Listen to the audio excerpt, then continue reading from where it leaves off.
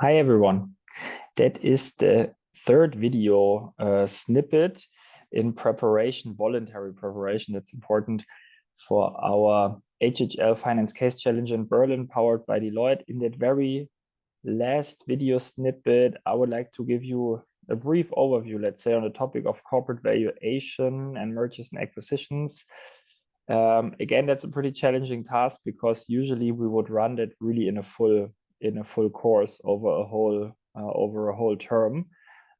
But I'll try to, let's say, summarize the most important stuff so that you have some reference for the case challenge, maybe also some material even to quickly check out during the case challenge. I'm sure that this is kind of a good idea. Yeah. So let me jump into the material. Okay, so that should be visible now. And then let me go through and give you a hopefully good overview on that. Yeah. So first of all, a little bit of an introduction to corporate valuation.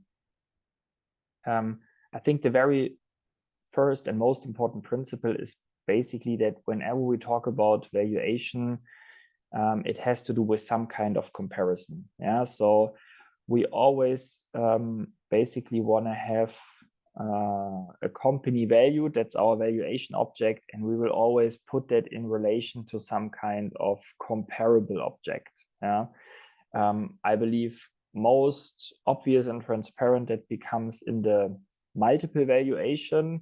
That is most likely also exactly the thing that you will need to do during the case challenge, where we basically have to figure out what is an appropriate comparable company to the company that we want to value. Yeah, I'm going to explain that approach in a few minutes, a little bit more in detail, but that is always kind of the most important underlying principle. By the way, it's also the right principle for any kind of so-called discounted cash flow method. That is basically the method that builds up on what we discussed beforehand, the present value concept. Yeah, so where we think about, okay, what are future cash flows of a company, and we discount those cash flows back to today. That's the present value of the company. The approach in corporate valuation is called discounted cash flow method. And again, it's important there to figure out what is this discount rate, what are those opportunity costs, and once more, they come out of some kind of comparison. I have to figure out what other company or what other investment where I basically have an idea about the cost of capital is comparable so that I can apply it to my valuation object. Yeah. Okay, so that's the very first most important principle I wanted to explain. And the second thing I wanted to emphasize is that there is a difference between value and price, and pretty often that is something that gets lost somewhere along the discussions in mergers and acquisitions.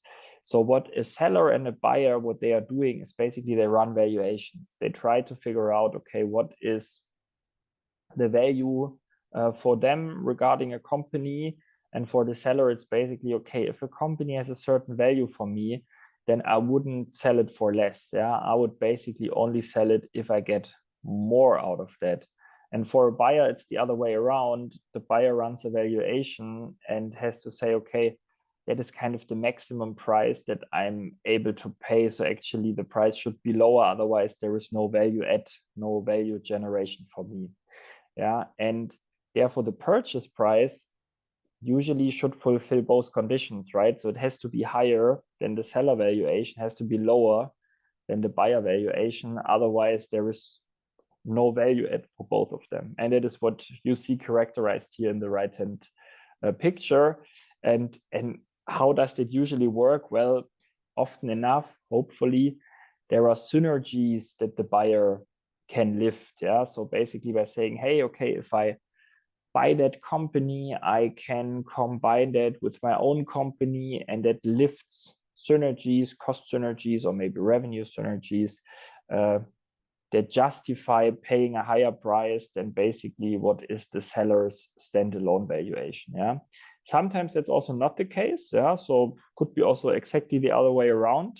And then either no deal is striked. That could also be the case. or you find some other more complicated setup via a so-called earnout. It's totally beyond the case challenge topic, but maybe for those ones interested, that is something that we discuss a lot, and also in the master program, like how to strike deals if the settings are more complicated. Yeah, and an earnout would be a classic way of doing that. Okay, but that's just as a reference. Let's move on. Yeah, those were two important notes that I wanted to give. The other thing that I believe is quite important is to basically understand what are the different value concepts. Yeah. So because if we talk about a corporate value, that can mean a lot of things. Yeah. So there is basically an equity value. That is what we would really pay to the equity investors of a company. Yeah. But that is usually not what we calculate. What we usually calculate is what you see in the middle.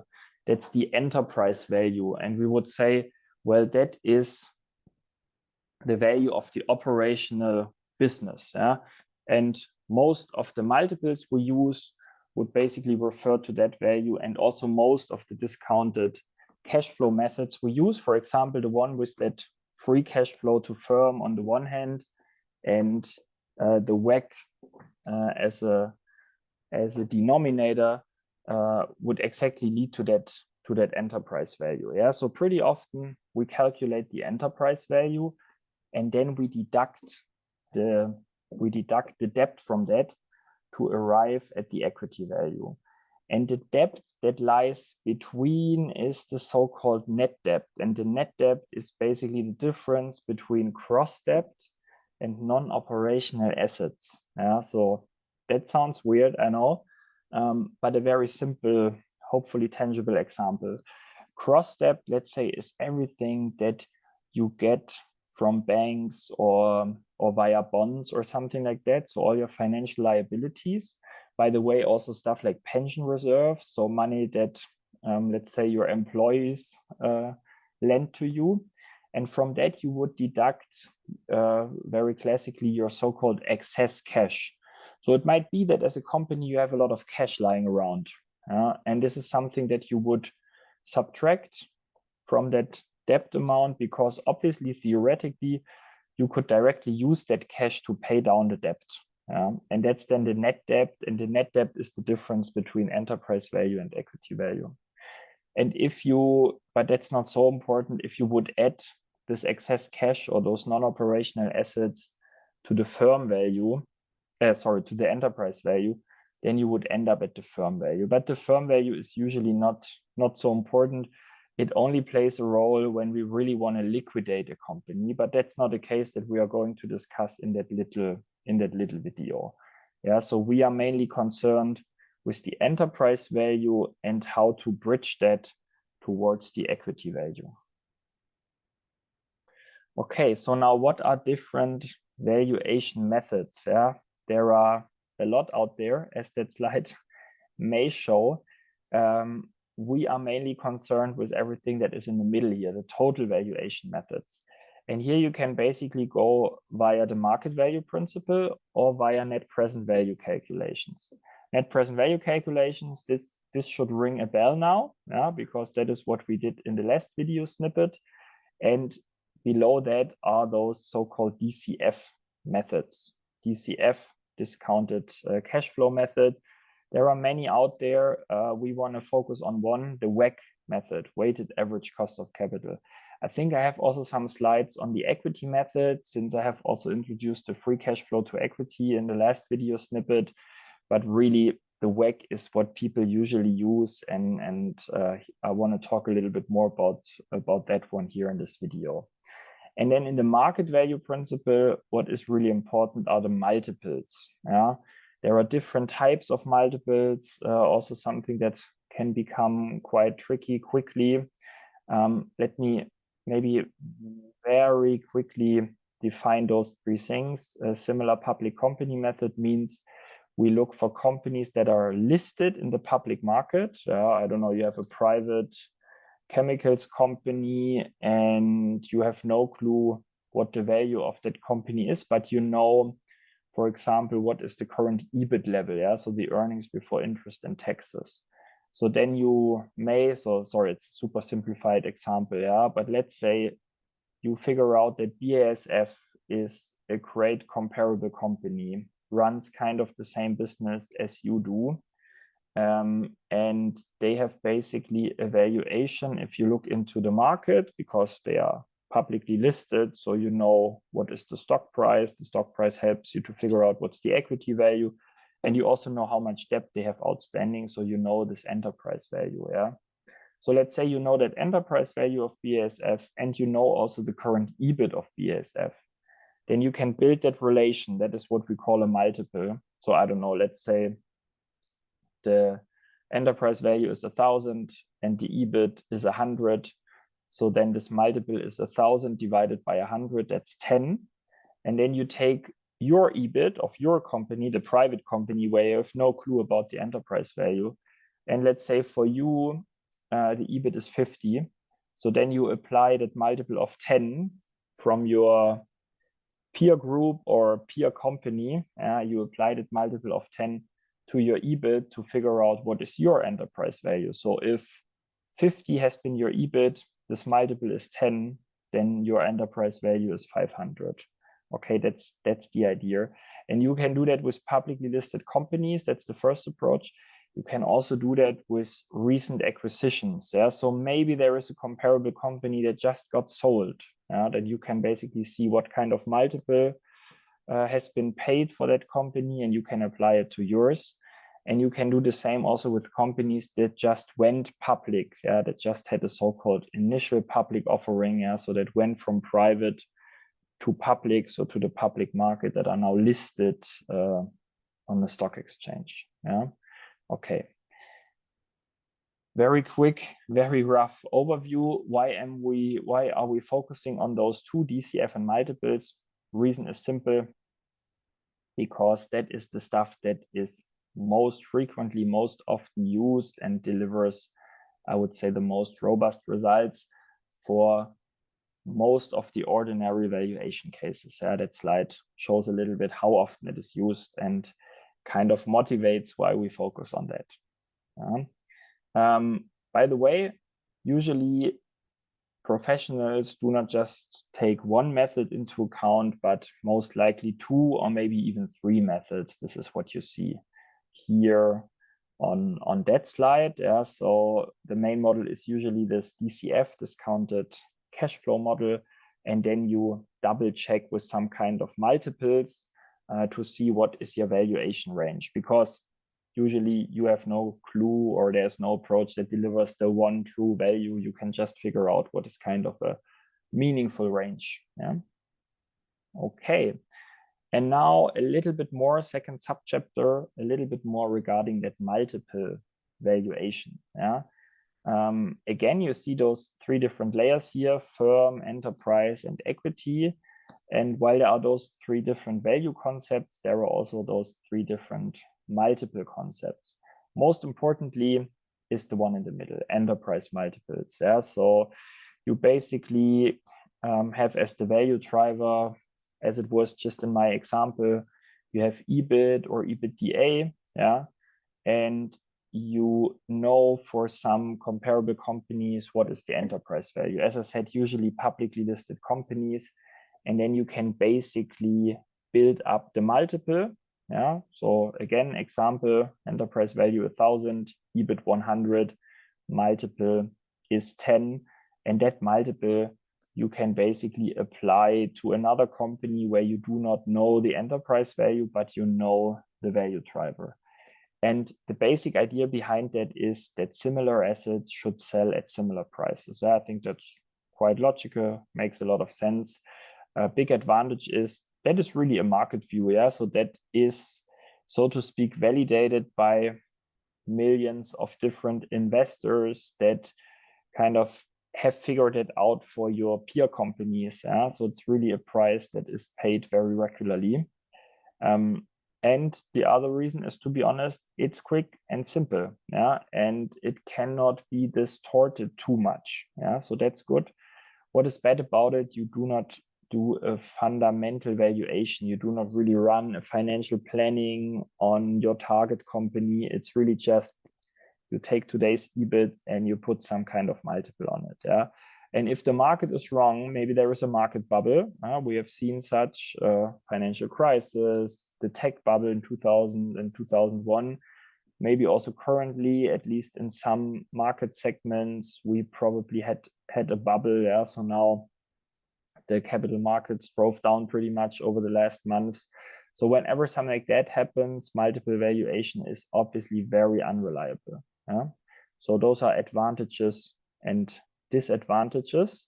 And here is really a numerical example, which is probably, oops, sorry for that, which is probably quite important to really get into the whole thing. Yeah. So I gave you some numbers here, and then you can basically calculate different multiples. Let's start over here from the enterprise value. So you can obviously build an enterprise value, an enterprise multiple based on sales, EBITDA, or EBIT. So you really just take the revenues, the EBITDA or the EBIT in relation to what the enterprise value is. And the enterprise value, that's I believe important, is basically the sum of the equity value. Equity value is share price times number of shares, plus all kind of interest-bearing liabilities. Those are those two here. Yeah. Minus non-operating monetary assets. That would be that excess cash that I talked about. Yeah. And maybe there are also some minority shares. They work like financial liabilities, like debt. Yeah? So if you have some minority shareholders in there, they also would need to be added. And then you arrive at the enterprise value. You can put that in relation to sales, EBITDA, and EBIT, and you have your multiple. Yeah. Why is sales, EBITDA, and EBIT related to enterprise value and not to equity value? Well, because all three are basically before the impact of capital structure or before the impact of debt financing. Yeah. So the sales is something that still belongs to equity investors and debt holders. Same holds true for the EBITDA, and the same also holds true for the EBIT. If you then deduct interests from the EBIT, then the enterprise value wouldn't be the correct value concept. Then we would basically need to relate the value driver to the equity value. So if we have an EBT, earnings before taxes, but after interest, or if we take the earnings or the net profit themselves, then we would need to relate it to the equity value. And that has been done here. Yeah. So this PE ratio, that's price earnings ratio, what it actually is, price means equity value and earnings means net profit, but no one says equity net profit multiple. Everyone calls that the PE, the price earnings ratio. Yeah, so that's the reason why I use that as well. So I hope by explaining it, you can draw the numbers into that. Yeah, so it's basically 261.5 times 69.3. That gives you the equity value, 18 million. It is probably 18 million. And you have net profits of 1.5 million. So if you put that in relation, then you basically come to that multiple. Yeah, that would be a classic equity multiple. But usually people focus very much here on the enterprise multiples. They are usually more reliable because financing structures can differ a lot among companies, and therefore you try to stay on the enterprise value side. Yeah. Okay, very good. Then let us talk a little bit more about really the full approaches, the WACC approach and the equity value approach when it comes to the discounted cash flow method. Yeah. So that one was on multiple valuation, and here comes now the other big stream, discounted cash flow methods, and we are just going to focus on those two, WACC method and equity method, or let me rather say we're actually really focusing on the WACC method in that short video. So you already know from the previous video that The cash flow concept is basically the free cash flow to firm. That's what we use. And our discount rate is the WACC, the weighted average cost of equity, weighted average cost of capital. That's the most important thing to know. You already know how to derive the free cash flow to firm, so that's totally fine. And the WACC is something, as I told you, in the case challenge will be given, and we already talked a little bit about it. Where does it come from, and so on and so forth. I think on the next slide, I also have a little bit of a numeric example application so that you see how this WACC is calculated, but I think it's not needed in the case challenge. And for the equity value, you would basically go for that free cash flow to equity, and then you would discount with the cost of equity. Yeah. So this is just repetition. You have seen that slide beforehand, free cash flow to firm, free cash flow to equity, explained in detail in video number 2. And this is what I talked about, the little numerical example of how to calculate a weighted average cost of capital. But as I said, probably already too much for the case challenge. The WACC is something that we will provide. But here you have a little bit of an example if you want to dive deeper into that.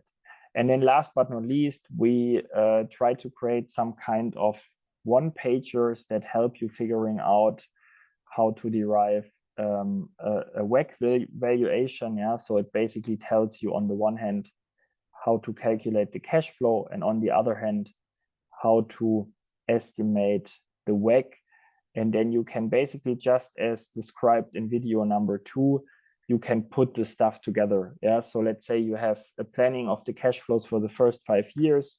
You discount that year by year by year, and at the very end, you basically come up with a perpetuity that is usually growing by some kind of growth rate. The growth rate is called G. Yeah, where you say, okay, I take that last planning cash flow and I say, okay, I divide that by WACC minus G to find my perpetuity.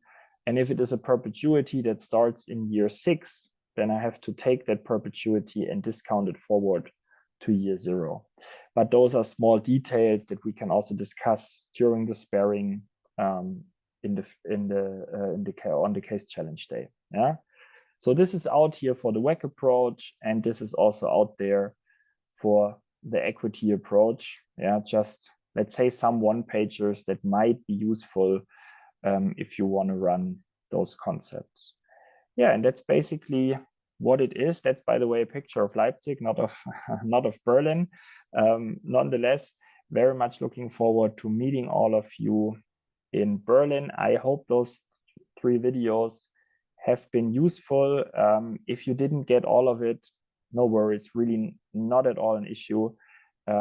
Should really just bring you a little bit in the mood, and I think there is a lot of stuff that you can learn and we can discuss basically during our case challenge. Okay, will be great to see all of you. Have a great rest of the day. Bye-bye.